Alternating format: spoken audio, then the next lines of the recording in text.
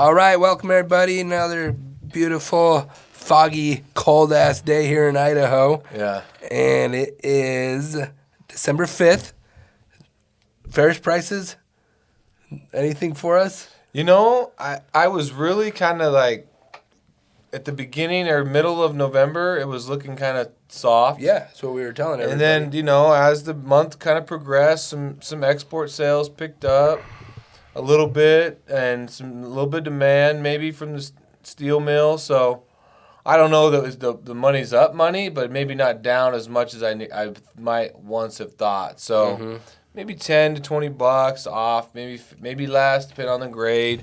And that's over here in the Northwest and the West Coast. Now, Midwest, I got a Bulls and Bears podcast coming out with Chad Ellerbrock today that we discussed the Midwest and just kind of the general scrap market. And there is some bullishness to that. Not a lot, but, for December, and I think flows are a little bit slow across the board, which plays a big role in it. So if the flow's down, some of the mills might pump yeah, it if they need it. If they're feeling like their lead times are starting to push out again, and if they feel like there's some, some opportunity, and if there's just not a lot of availability. I think that's the big thing.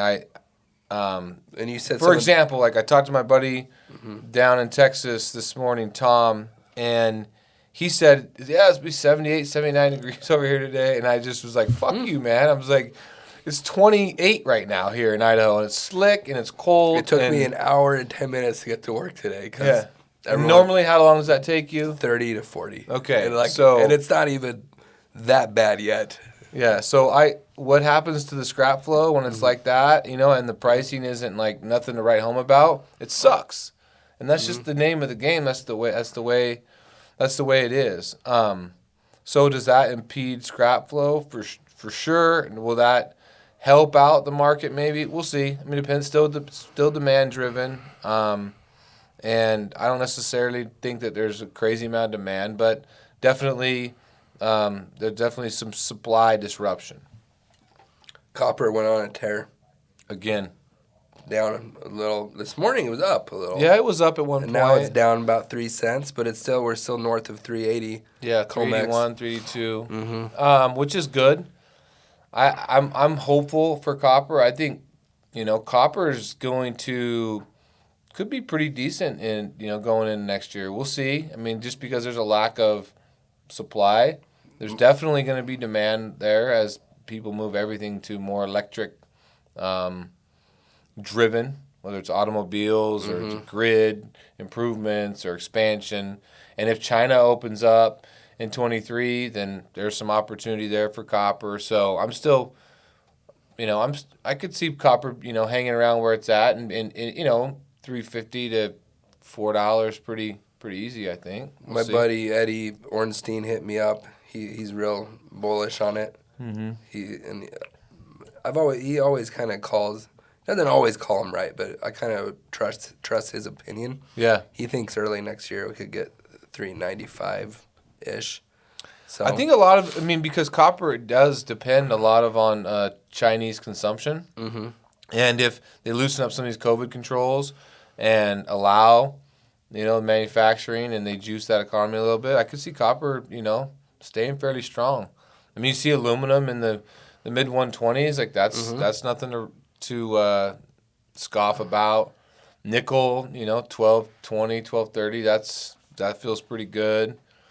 I don't know, there is still some positive in the commodities. I was reading an article this morning about the stock market and some people feeling that the stock market is definitely still a little bit overpriced, but there's definitely room for the commodities to still carry some more value, moving into 23. So when you see these non-ferrous markets go on a tear right before people set their ferrous numbers, do you think that helps the cause a little bit, or are they not connected?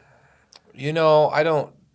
I think I used to honestly think that there was some general mindset of bullishness on base metal commodities. Yeah, And if there and that's was, kind of where my head goes sometimes. I don't think so. I mean, it just really depends on the demand for that certain commodity. It's like, just because wheat goes on a tear, does that mean that, Beef. grain or beef grain, will? yeah. I don't know. I mean, there is some sort of interconnectivity between those, but it's like one doesn't drive the demand for the other. And I 'Cause I think used to think copper, that, aluminum is, but if you look at across the board, when non-ferrous metals have a good run, they usually, what they say, the old saying, a rising tide floats all ships.